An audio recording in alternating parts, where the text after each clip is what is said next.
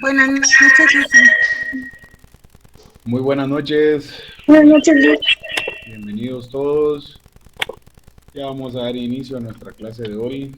Espero que todos se encuentren bien con las precauciones del caso porque está fuerte el invierno. Bueno, los felicito por el segundo examen parcial que tuvimos el día viernes. Hay buenas notas, la mayoría le fue bien. Solo hubieron dos compañeros que sacaron 20 puntos. Pero pues recuerden, ¿verdad? Que el primer y segundo parcial, junto con la asistencia, los laboratorios que realizamos diarios, sirven para completar la zona de 70 puntos y ya solo quedaríamos con el examen final del próximo miércoles.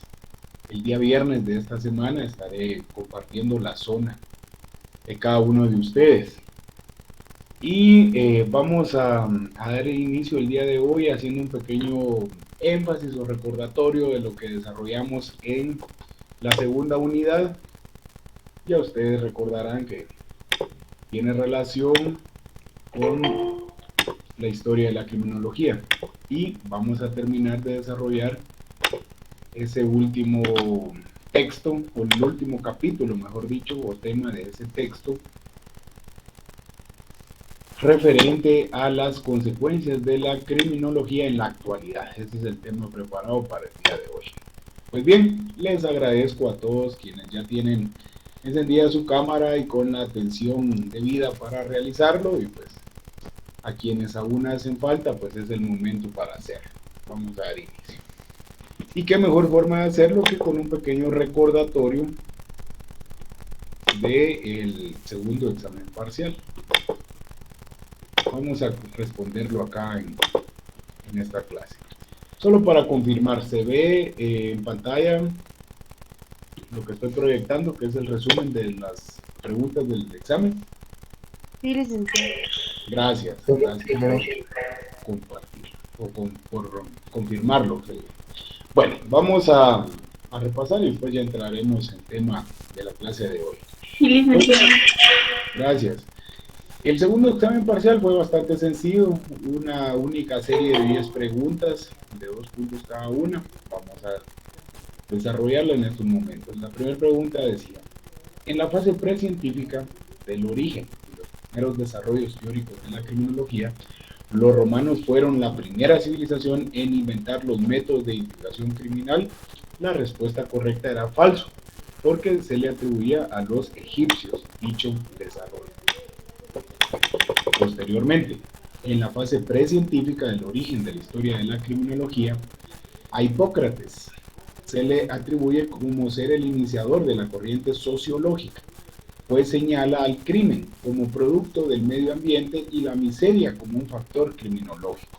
Recordemos que dentro del desarrollo prehistórico tenemos la civilización griega, en donde sobresalieron varios autores y varios desarrolladores, pero dentro de ellos también se mencionaba a Hipócrates. La respuesta es falsa porque a quien se le atribuye este pensamiento y ser el iniciador de la corriente sociológica de la criminología fue a Platón.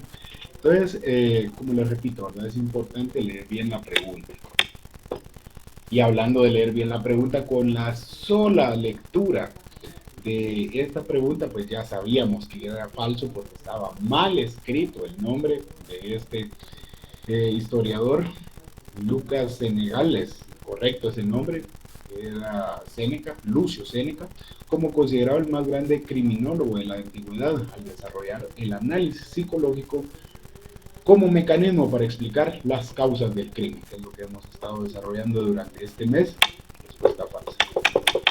Luego acá esta pregunta era de, más allá de interpretación, era de ponerle mucha atención al enunciado, porque en el mismo enunciado estaba la respuesta correcta. Decía, la Inquisición es el sistema procesal penal que tuvo su origen en la Edad Media. Estamos hablando de la Inquisición o del sistema inquisitivo. Y que además de limitar las garantías al acusado, habilitó el uso de las penas inhumanas, los tratos crueles y la tortura como medio para lograr la confesión. Recuérdense que la confesión era la prueba reina en el sistema inquisitivo y por lo tanto para obtenerla se iban a utilizar todos los mecanismos habidos y por haber, sean estos o no de carácter inhumano.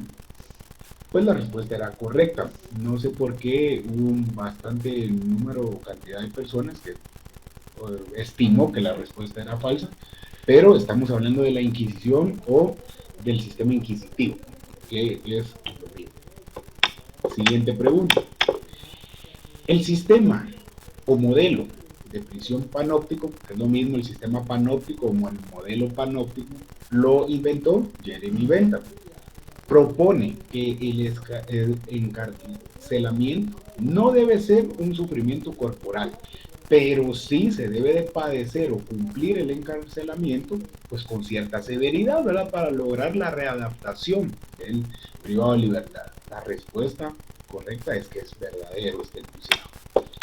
Luego aquí tenemos otra pregunta que había que leerla muy bien, es bastante fácil. Dice, César Beccaria se le considera como el antecesor directo de la escuela clásica, porque en su obra denominada De los delitos y de la pena, realizó una crítica al sistema acusatorio. Aquí está el enunciado al que había que ponerle atención.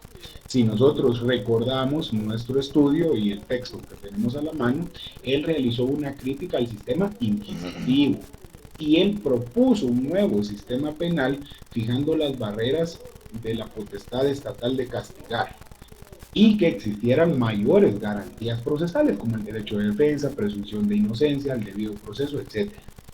Este sistema más adelante se llamó sistema inquisitivo, otro error o otro concepto falso, porque este sistema que él propuso posteriormente se le denominó sistema acusatorio, o sea que está cambiado este rol o este enunciado. Por consiguiente, si no está el enunciado redactado de forma correcta, la respuesta es falsa. Siguiente. A César Lombroso, aquí ya nos vamos a la etapa científica o los primeros precursores de la criminología, sostenía que al estudiar las anomalías o deformidades físicas de los delincuentes se podía establecer quiénes estaban predispuestos a delinquir. Recuérdense, él estudiaba mucho en la forma del cráneo y el qué tanto desarrollo no había tenido el cerebro, pero desde el punto de vista físico. Entonces, a esta corriente criminológica se le llamó antropología criminal verdadero, porque estudia las características físicas del ser humano. Siguiente. Son postulados de la escuela positiva los siguientes. Sanción proporcional a la peligrosidad del delincuente. 2. Las sanciones no aflictivas. Aflictivas significa que recaigan estas penas sobre el cuerpo del privado de libertad, y eso no es el objetivo, sino que en lugar de las sanciones aflictivas proponía tratamientos a la peligrosidad del delincuente. Y finalmente, la tercera característica, el derecho del Estado a imponer sanciones a título de defensa social. Verdadero. Si nosotros leemos los enunciados de la escuela positivista, vamos a ver que dentro de ellos los más importantes son los que están en la pregunta. La criminología psiquiátrica es la corriente criminológica que surgió entre los siglos XVIII y XIX en respuesta a la teoría antropológica y sociológica, que eran insuficientes para explicar ciertos crímenes, la cual busca descubrir las causas del delito en los lugares más recónditos de las enfermedades físicas. Falso, porque la corriente criminológica correcta es la corriente psicológica. Entonces está mal escrito o de forma errónea el enunciado, por lo tanto la respuesta era falsa. Y la última pregunta, que también aquí me surgen muchas dudas de que tuvieron muchas personas de forma errónea el enunciado, pero revisemos. La criminología clínica es una corriente criminológica que nació en el siglo XX como una ciencia de las conductas antisociales y criminales, basada en la observación y en el análisis profundo de los casos concretos, sean estos normales, anormales o patológicos. Recuérdense, ¿verdad? Patológicos, enfermedades. Lo cual intentó reunir todas las corrientes anteriores de la época, las cuales son antropológicas, sociológicas y psicológicas. Si nosotros nos remontamos al texto número 2 de Historia de la Criminología, vamos a ver que es completamente literal cómo está copiada la definición en el texto a cómo está en la pregunta. Por lo tanto, la respuesta correcta era verdadera. Bueno, después de este breve repaso de lo que hemos estudiado hasta el momento, principalmente para nuestro segundo examen parcial, yo les pregunto, ¿existen todavía algunas dudas? ¿Alguien no está de acuerdo con alguna respuesta? Lo podemos debatir todos acá en clase.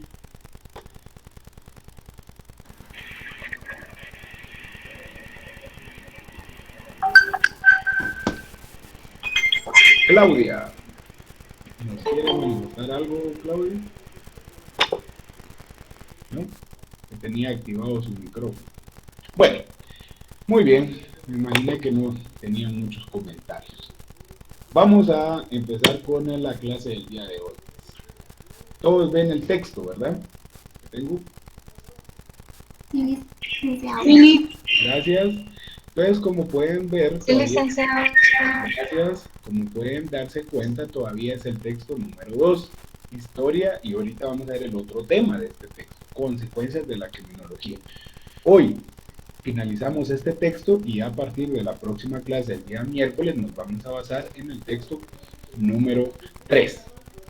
Bien, cuando hablamos de consecuencias de la criminología en el desarrollo del derecho penal, parte fundamental de explicar la historia desde sus orígenes o desde sus antecedentes, hay que abarcar también la actualidad. Así que las siguientes teorías que vamos a explicar esta noche, si bien es cierto, no son nuevas, porque algunas se remontan incluso a la segunda mitad del siglo XX, es decir, a partir de 1940 o 50 más que todo, están en pleno auge ahora en el siglo XXI.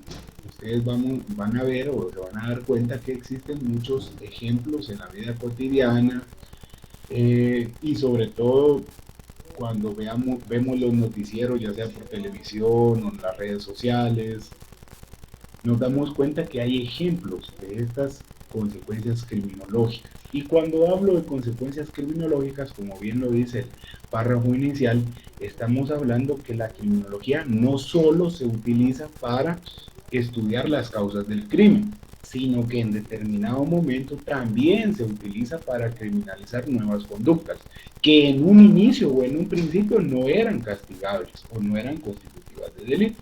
Pues bien, les voy a compartir algunas de estas teorías que vamos a ver que todas tienen su fundamento y su sustento filosófico, legal, algunas de ellas, y que están, como yo les digo, en pleno apogeo, o en moda o en boga. Y la primera de ellas es el derecho penal del enemigo. Todos hemos escuchado este término en alguna ocasión, no me dejarán mentir, pero muy pocos sabemos describir ciertamente qué es. Ahora es el turno de estudiarlo.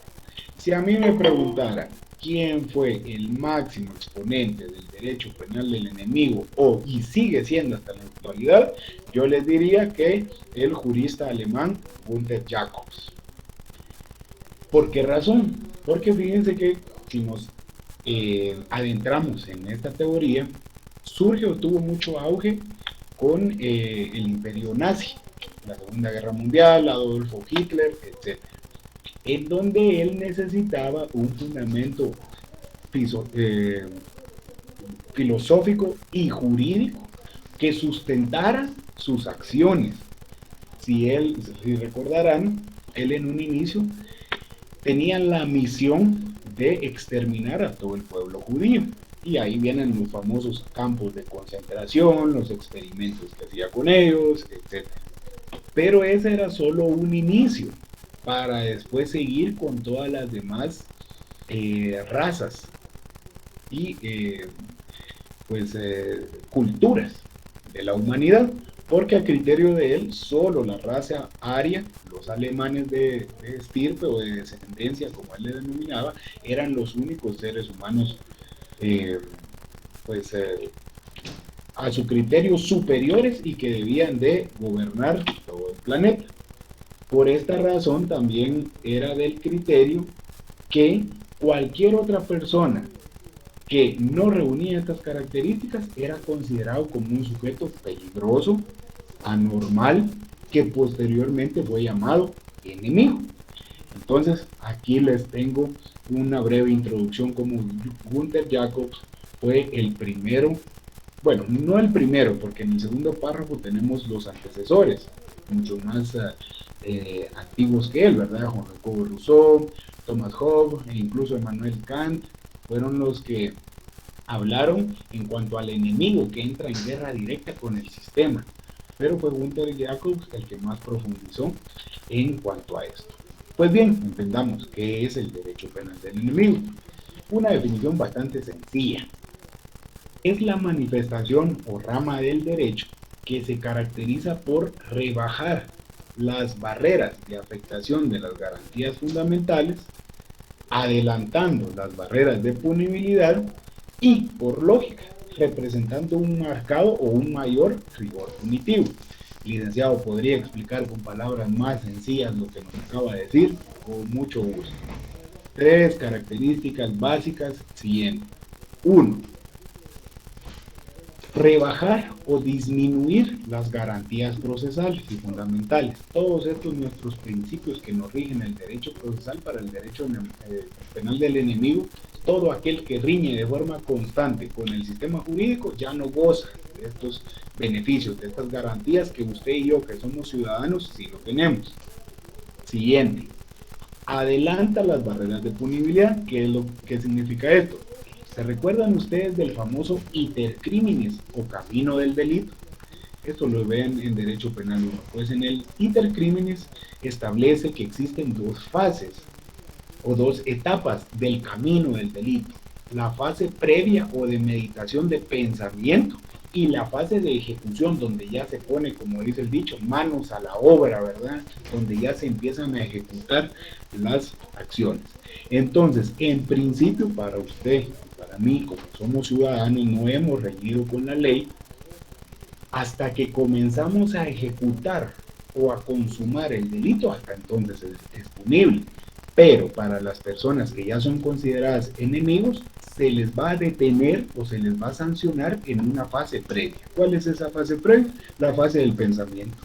De ahí tenemos en la actualidad los famosos delitos de la ley contra la delincuencia organizada, asociación ilícita, conspiración.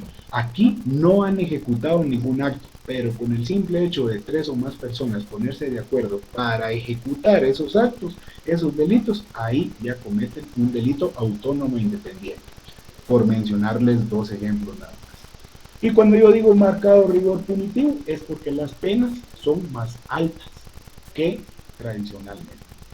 Entonces, con esta introducción, ya he desarrollado las características. Aquí ustedes lo van a encontrar con otras palabras, ¿verdad?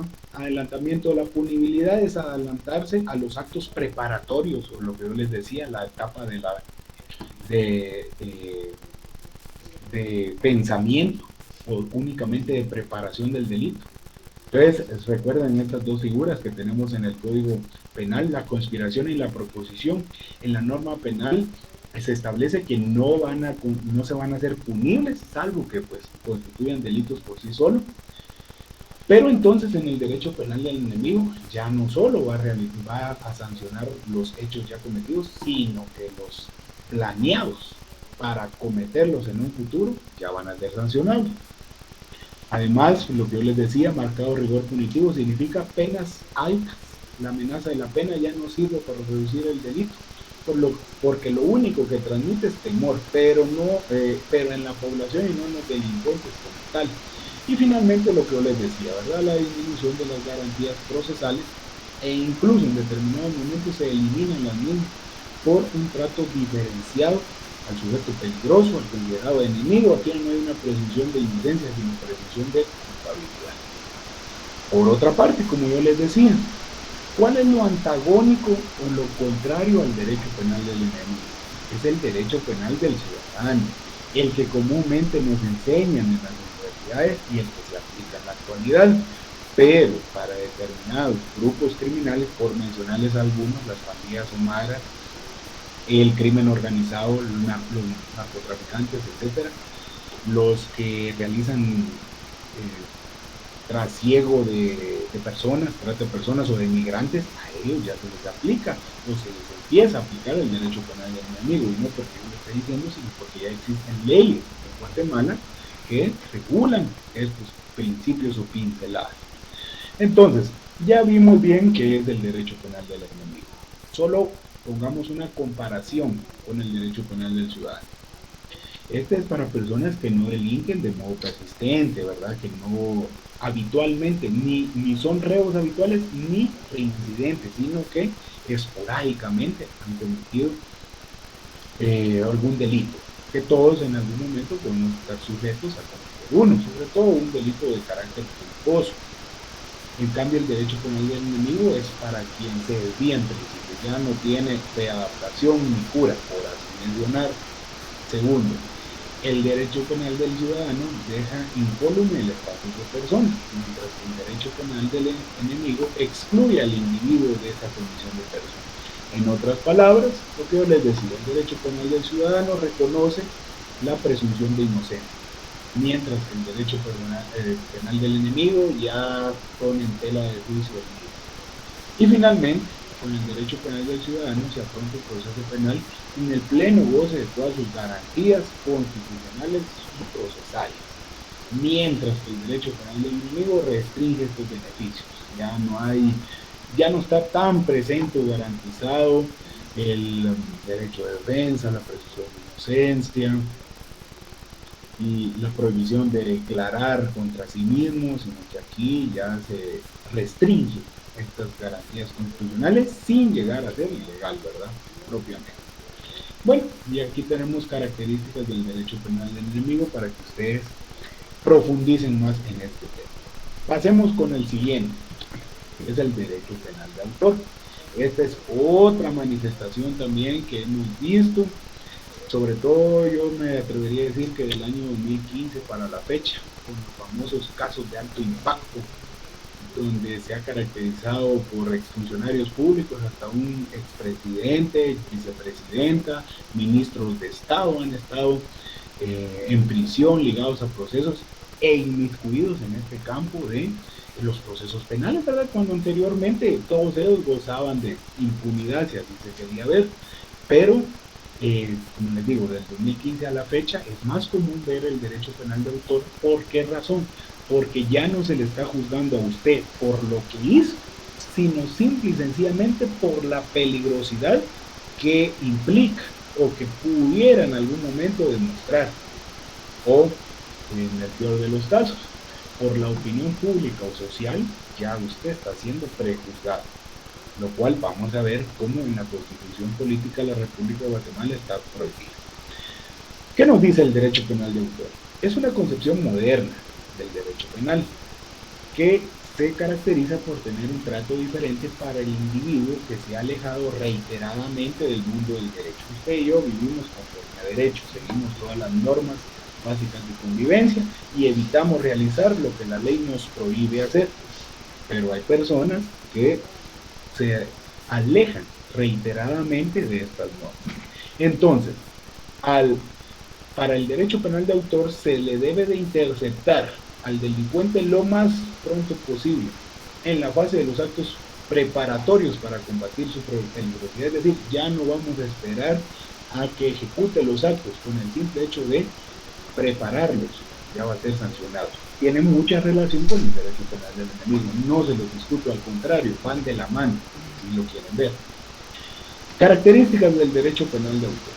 Es para los sujetos que delinquen reincidentemente, pues, como ya lo dijo la definición, se alejan constantemente del mundo del derecho. 2.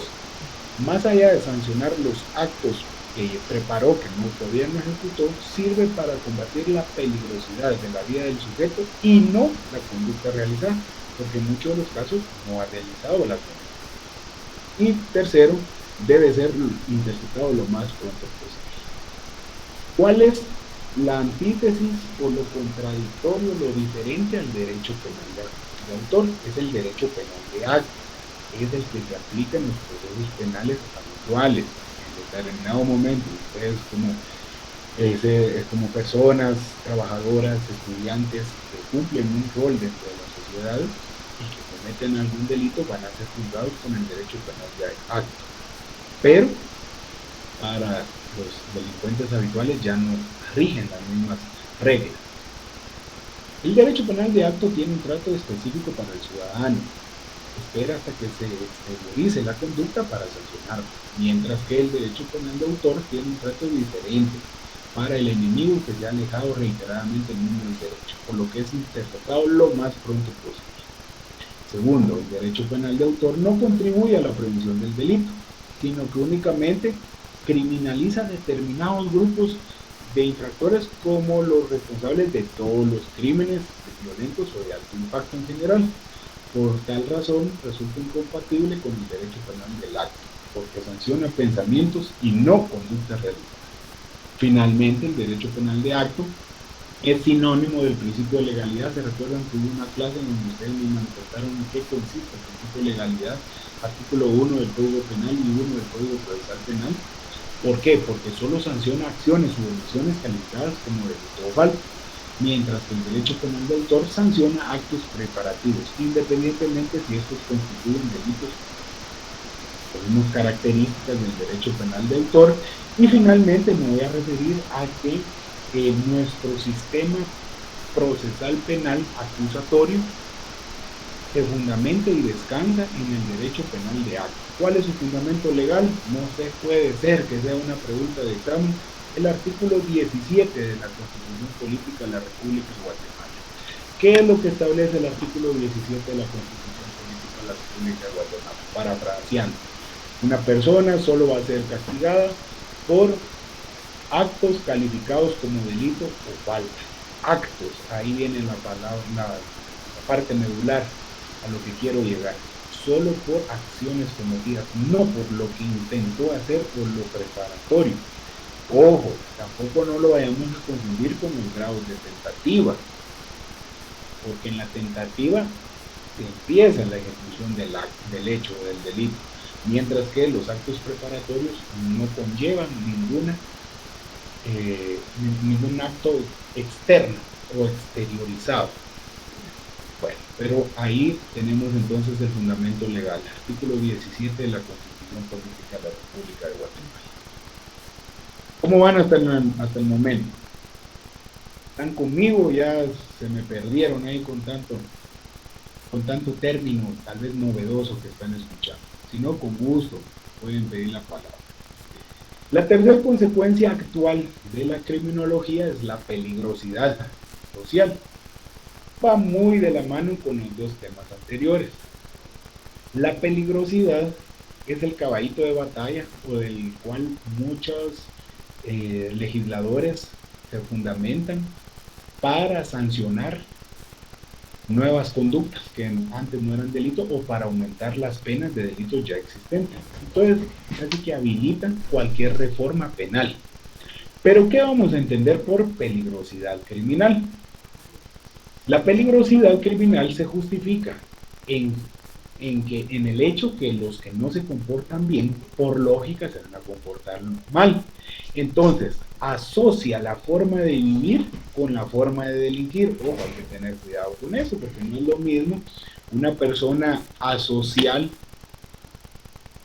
que una persona antisocial, ¿verdad? En la asocial, si bien es cierto, o parasocial, no sigue las reglas de convivencia básicas, no aporta nada al bien común, pero ojo, todavía no ha delinquido, no está transgrediendo la ley ni afectando a nadie con su forma de vida.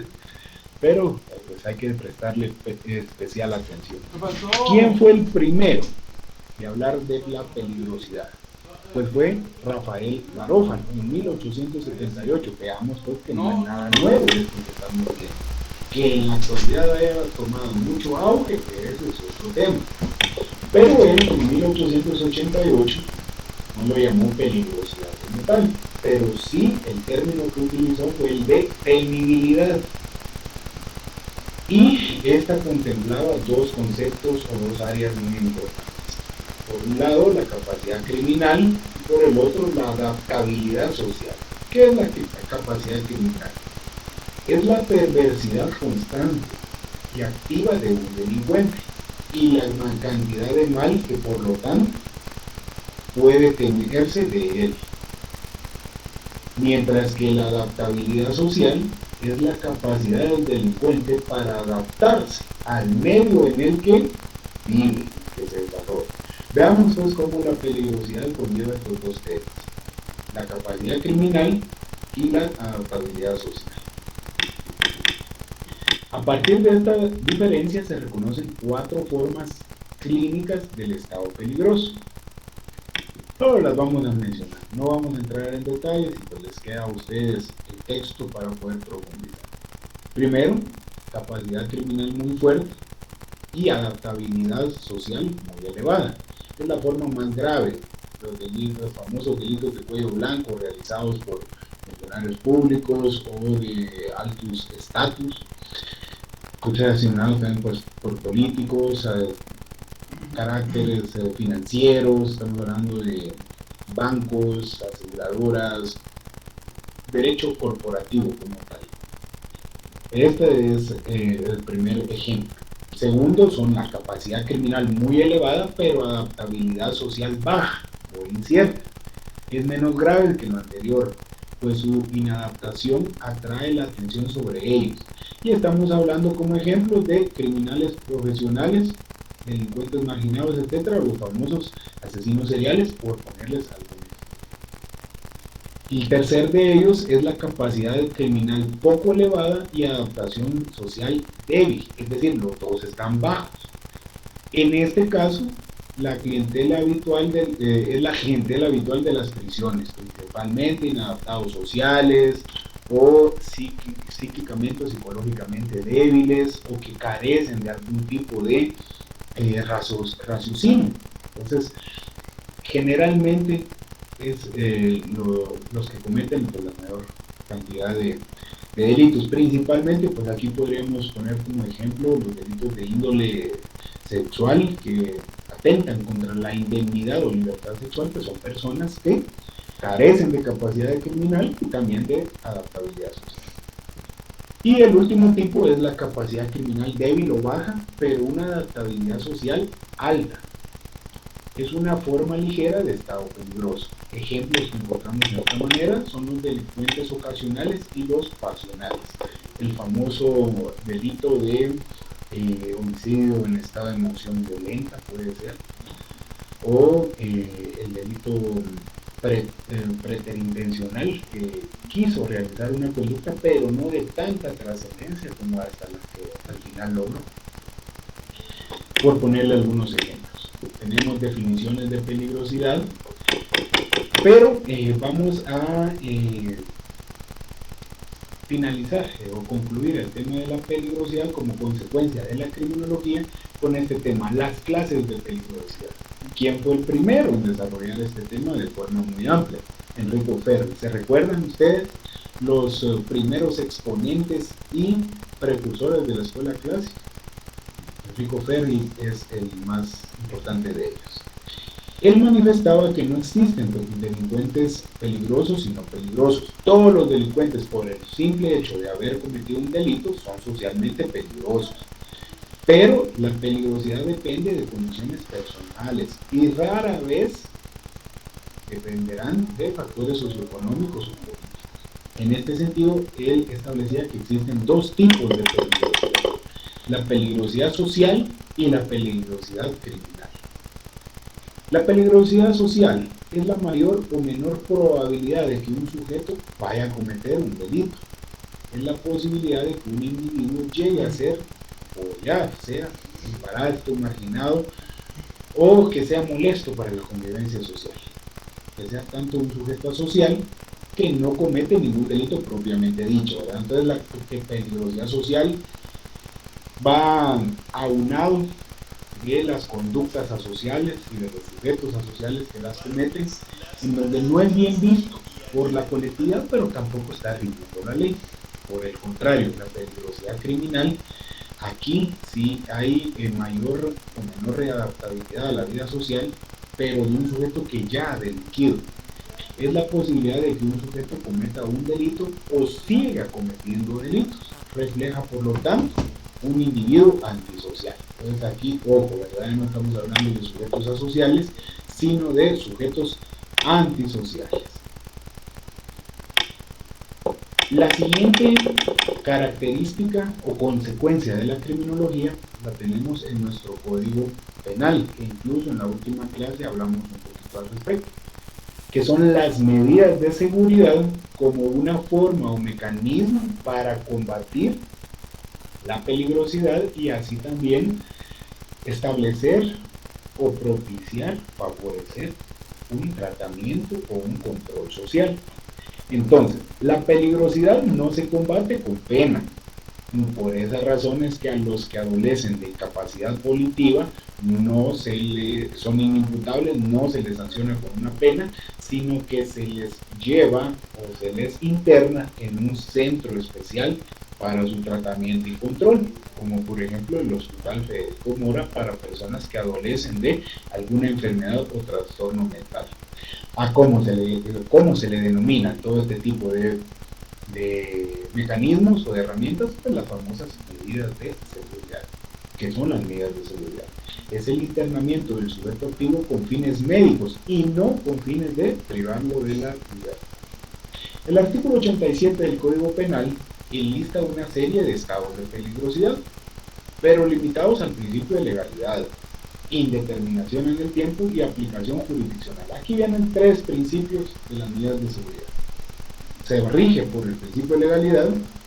Otra característica es que no tiene un tiempo específico de duración. Y la tercera, y a mi criterio más importante, debe ser aplicada por un juez. De ahí ninguna otra persona puede dictar medidas de seguridad. No obstante, las medidas de seguridad conllevan la presunción de cometer delitos a futuro e implica la posibilidad de riesgo que se vaya a cometer.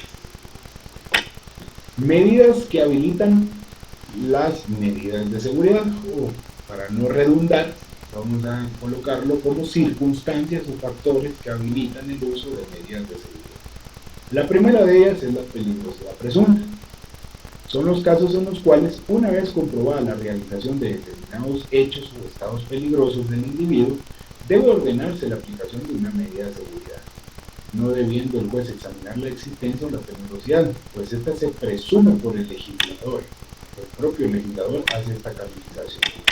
Y la segunda de ellas es la peligrosidad comprobada. A mi criterio, pues la más coherente. ¿Por qué razón? Porque no obstante existe una presunción por el legislador, el juez no puede aplicar las medidas de seguridad por el simple hecho.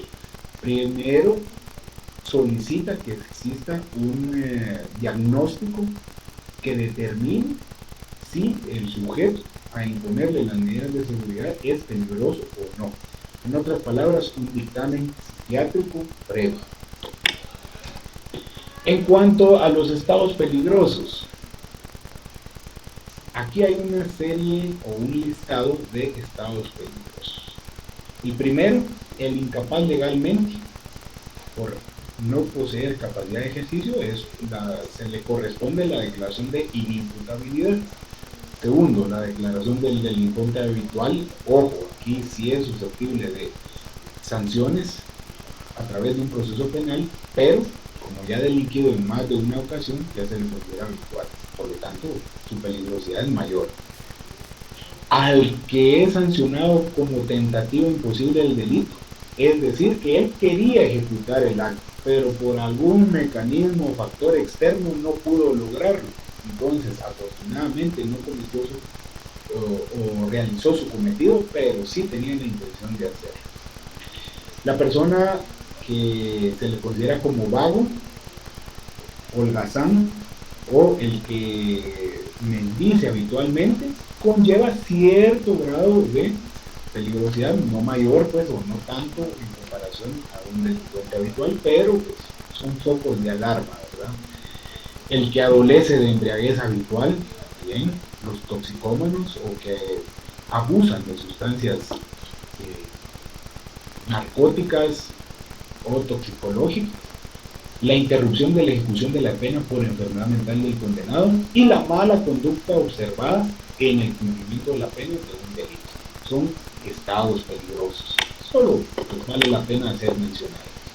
Y finalmente, de las medidas de seguridad que aplica o que tiene regulado el Código Penal a partir del artículo 87, pues la más común o la principal que se aplica es el internamiento en un centro o establecimiento psiquiátrico acorde para él, como por ejemplo en el caso de Guatemala en el Hospital de Salud Mental Federico. Pero tenemos otras medidas de seguridad que se aplican. Por ejemplo, la libertad vigilada o asistida por una persona responsable también es muy habitual. Veamos la última consecuencia jurídica de la criminología, la securitización. Este término, bueno, considero que los anteriores en algún momento hemos escuchado hablar de ello, lo hemos leído. Este término, espero que no sea así, ¿verdad? Que no sea nuevo para ustedes, pero si es nuevo, pues me voy a dar la tarea de explicarlo con un poquito más de detenimiento. La famosa securitización, una tendencia contemporánea, es decir, actual, novedosa, del derecho penal y de la política criminal. Ojo, aquí no solo vamos a hablar del derecho penal, sino de la política criminal. ¿Por qué razón? Ya estudiamos, pues, por lo menos nociones de qué es política criminal. Sirve para prevenir el crimen y las consecuencias de este, desarrollando ciertas estrategias para combatirlo. Entonces, muchas de esas estrategias, que en un principio deberían ser políticas públicas, terminan convirtiéndose en leyes penales, criminalizando conductas. Hay una doctora argentina que es naturalizada alemana, que se llama María Laura Bohm, Ella fue la que en la actualidad más ha desarrollado este tema. La define de la siguiente manera. Consiste en identificar una causa probable de amenaza, como un foco de alarma, una llamada de atención, de manera que pueda ser presentada públicamente como un objeto a combatir o como algo que en un futuro nos va a causar problemas. Entonces, refuerza el discurso político para habilitar medios legales para regularlo y combatirlo. Hasta ahí vamos bien. El problema es que muchas veces habilita medios, inclusive ilegales, para neutralizar o combatir esta amenaza. De manera de introducción, considero que está bien. Ahorita vamos a desarrollar más esta idea. ¿Qué características conlleva la securitización? En la securitización no solo se habilitan medios legales para combatir la amenaza, sino que también aquellos que eran considerados hasta ese entonces como ilegales son habilitados como válidos y legítimos para contrarrestar esa presunta amenaza existencial. Excepcionalmente, lo ilegal se va a convertir en legal. ¿Quieren que les dé un ejemplo de esto? La famosa ley contra la delincuencia organizada, que habilita la interceptación de escuchas telefónicas, que nos establece el artículo 35, si no estoy mal, de la Constitución Política de la República de Guatemala. La inviolabilidad de correspondencia, de comunicaciones y de, así se quiere, el aspecto privado de una persona. Es un principio humano fundamental, que incluso está en la Declaración Universal de Derechos Humanos, pero que es lo que conlleva la ley contra la delincuencia organizada. Como era necesario combatir el crimen organizado, las pandillas, el narcotráfico, en los actos preparatorios de los que ya he hablado anteriormente, se habilitó que excepcionalmente sí se le autorizaba al Ministerio Público la interceptación de escuchas o llamadas telefónicas. Y no me dejarán mentir, con eso han llegado a muchas personas al proceso y tenemos los famosos casos de mayor riesgo, de alto impacto, que todavía son trascendentales. Entonces ahí tienen un ejemplo. Ese medio de investigación era ilegal en un inicio, pero para combatir la amenaza, ya les expliqué en este ejemplo cuál es la amenaza, se habilitó y se volvió legal. ¿Por qué es legal y legal? Porque ya está en la ley que se realizar. Si bien es cierto, tiene sus excepciones, pues, pero ya está habilitado. Segunda característica.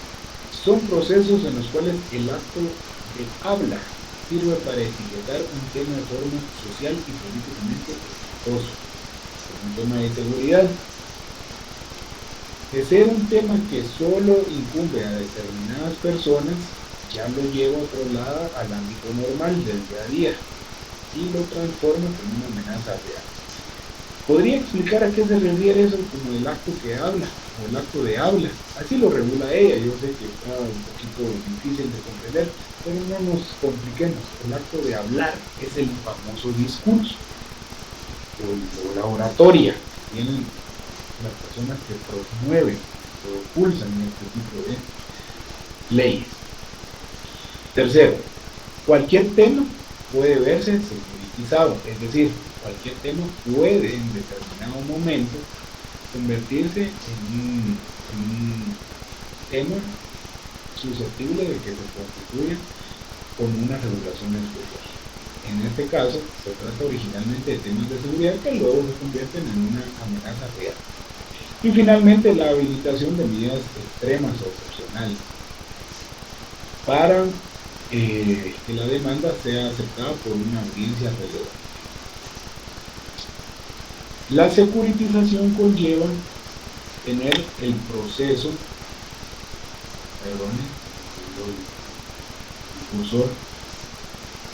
un proceso, un mecanismo por el cual se regulan todas estas acciones que yo les he estado platicando. Pero lo voy a resumir de esta manera. El proceso de securitización se trata de un problema social de carácter político, es trasladado a una esfera de gestión de seguridad, en donde para combatir esta amenaza vamos a utilizar el derecho penal. ¿Por qué razón? Porque se cree que el derecho penal es la respuesta para todo. Por eso en Guatemala tenemos una gran cantidad de leyes penales especiales que en teoría, ¿qué es lo que nos establece la doctrina del derecho penal? Todos los delitos y todas las penas están contenidas en el Código Penal. Si eso fuera cierto, entonces ¿qué hacemos con más de 20 leyes penales especiales? Aquí un claro ejemplo. Finalmente, solo les quiero comentar algunos ejemplos de leyes penales guatemaltecas que en un inicio empezaron como un proceso de securitización.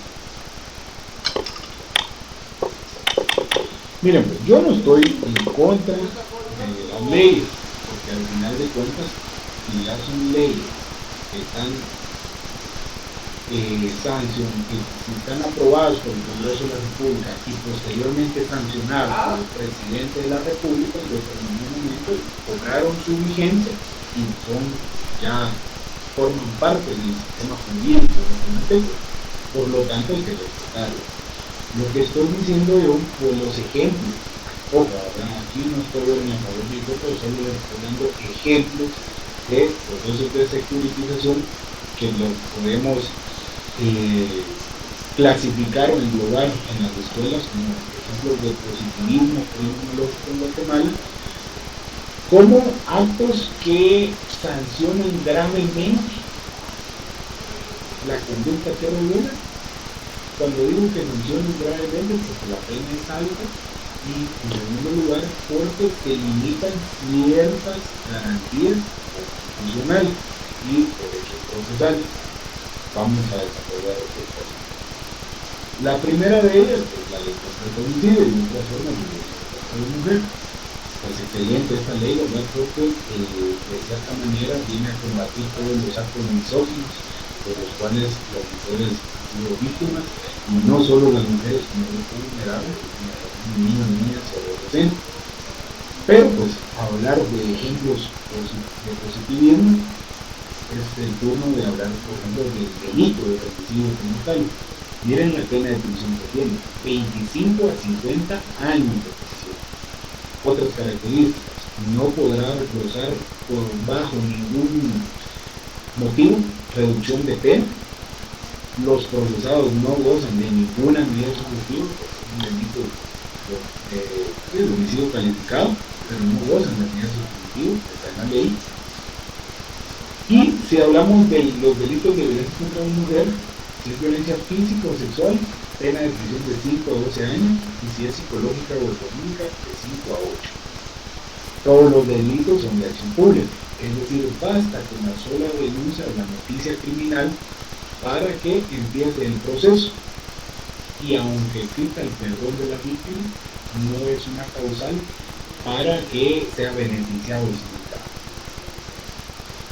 El protocolo interinstitucional de la aplicación de la ley contra el femicidio establece que la imposición de la prisión preventiva debiera ser la regla general en estos procesos de violencia contra la mujer y no la excepción como constitucionalmente se prevé.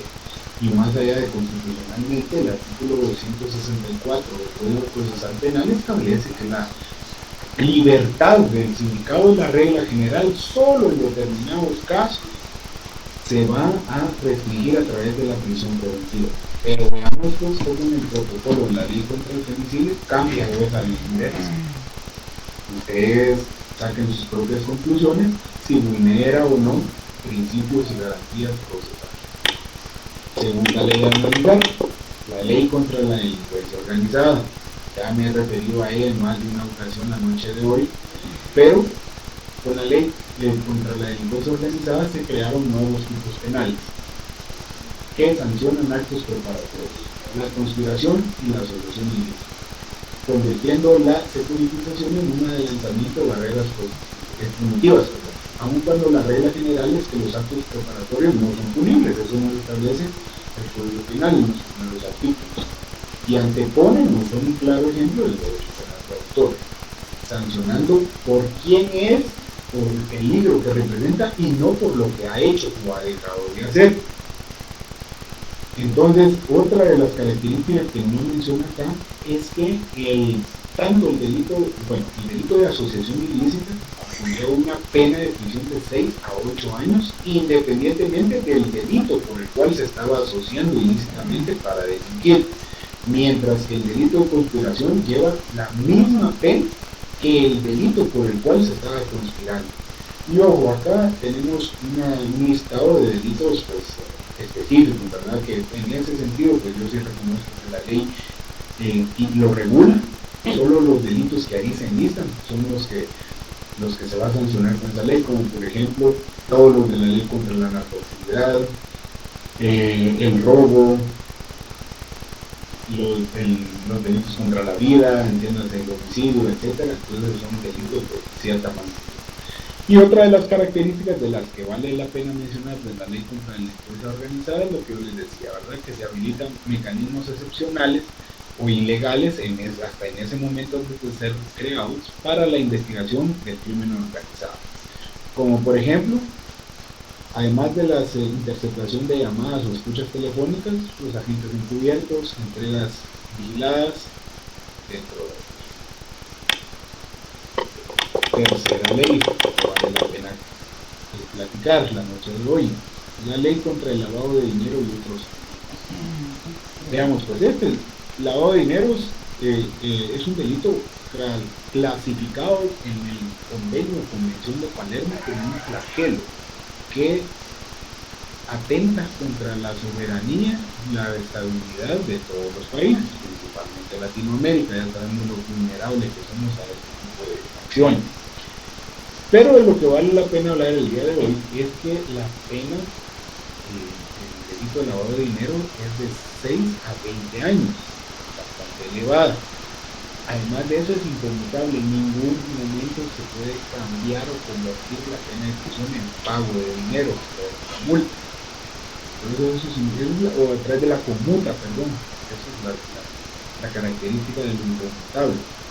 Pero además de eso, además de la pena alta de prisión, conlleva una multa por el mismo valor de los bienes, instrumentos o productos que fueron objeto del delito de lavado de dinero. Por ejemplo, si con dinero objeto de algún ilícito penal se compró un vehículo de 500,000 quetzales y es sancionado y condenado, además, por ejemplo, una pena de prisión de 10 años, va a usted tener que pagar lo equivalente al valor de ese vehículo, 500,000 quetzales. Entonces veamos pues cómo existe, por así decirlo, una doble pena severa. Además, la publicación de la sentencia en dos medios de comunicación escritos de mayor circulación del país. y la ley de extinción de dominio. Si en la ley contra el lavado de dinero es el sindicado quien debe de probar la procedencia lícita de ese dinero, y si así se quiere, pues ya está en tela de juicio en su presunción de inocencia. En la ley de extinción de dominio, que ojo, ¿verdad? No es penal propiamente, pero tampoco es civil. La extinción de dominio es una acción muy especial, particular. ¿Por qué razón? Porque si bien es cierto es de carácter patrimonial, para quitarle su bien, su patrimonio y pasarlo en favor del Estado, es paralelo o va de la mano a la acción penal. Es decir, no es necesario que exista una sentencia condenatoria firme para extinguir la propiedad de los bienes. Usted pudo haber sido declarado absuelto por el delito de lavado de dinero, pero incluso antes de esa sentencia absolutoria ya firme, el procedimiento para la extinción del dominio de esos bienes ya se pudo haber finalizado. Pero a lo que quiero hacer énfasis y terminar la noche de hoy es que esta ley maneja el siguiente criterio de la inversión en la carga de la prueba. A ver, aquí hay muchos estudiantes que les gusta el derecho civil. ¿Qué nos establece el Código Procesal Civil en el artículo 108, creo que es? Dice, carga de la prueba. Quien pretende demostrar un hecho deberá acreditarlo o demostrarlo a través de los medios de prueba. Y después de ese punto y seguido nos dice, y quien pretenda negar eso también entonces deberá de demostrarlo con sus medios de prueba. En otras palabras, ambas partes, tanto actor como demandado, tienen la carga de la prueba. Y en el derecho penal, ¿cuál es la carga de la prueba? ¿A quién le corresponde probar los hechos? Bueno, ahí les voy a dar intervención. Eso está fácil. El onus probandi, artículo 108 del Código Procesal Penal. ¿Quién tiene la carga de la prueba en el proceso penal? La pregunta está fácil.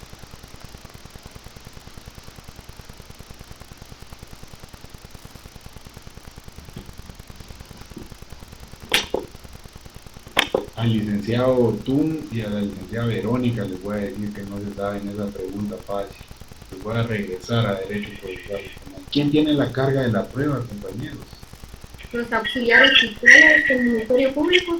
Ahí está, usted sí dijo la palabra correcta. El Ministerio Público. Al Ministerio Público le corresponde la carga de la prueba. Usted como sindicado, usted goza de presunción de inocencia. Quien tiene que probar que usted es culpable es el Ministerio Público. Usted no tiene que probar que es inocente, porque la presunción de inocencia le asiste constitucionalmente. Si usted y su abogado defensor quieren ofrecer pruebas para demostrar estos hechos, pues lo puede hacer, pero no está obligado a hacerlo. Pero ¿qué pasa con la ley de extinción de dominio? El artículo 6 de esta ley establece la inversión de la carga de la prueba.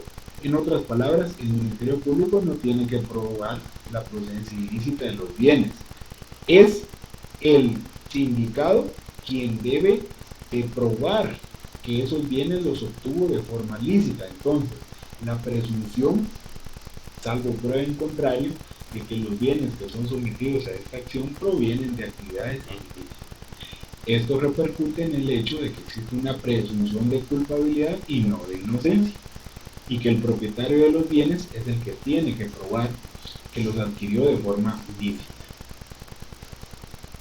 Entonces, de todos los ejemplos de leyes anteriores, es la más severa en cuanto a que cambia las reglas del juego y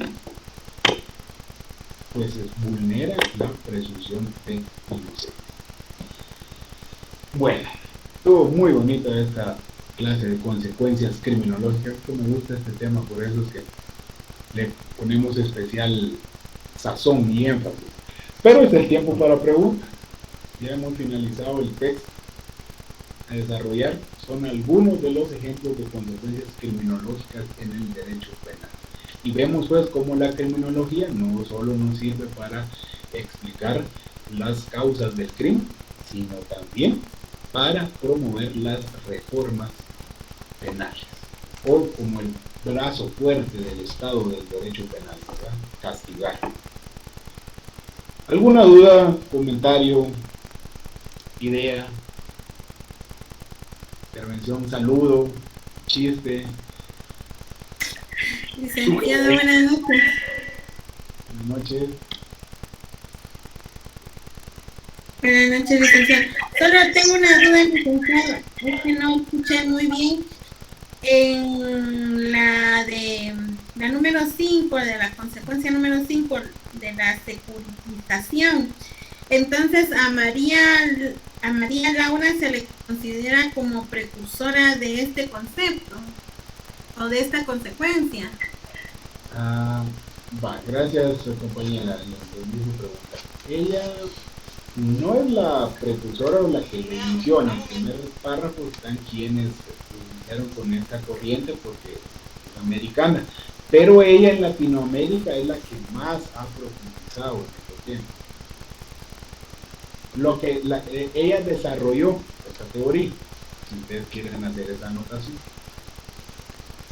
Es quien más ha desarrollado esta teoría de consecuencias criminológicas. María Laura Pons. Es argentina. Bueno. Muy bien. Entonces, no sé si tienen ustedes alguna otra pregunta. Licenciado, buenas noches. Buenas noches, Daniela. Usted al principio de la clase mencionó que una fecha específica que iba a subir las notas. No la escuché muy bien. Disculpe. Es el viernes 24, el viernes de esta semana. Bueno, Muchas gracias. Tal vez por WhatsApp les voy a compartir ahí el archivo. Sobre los 70 puntos.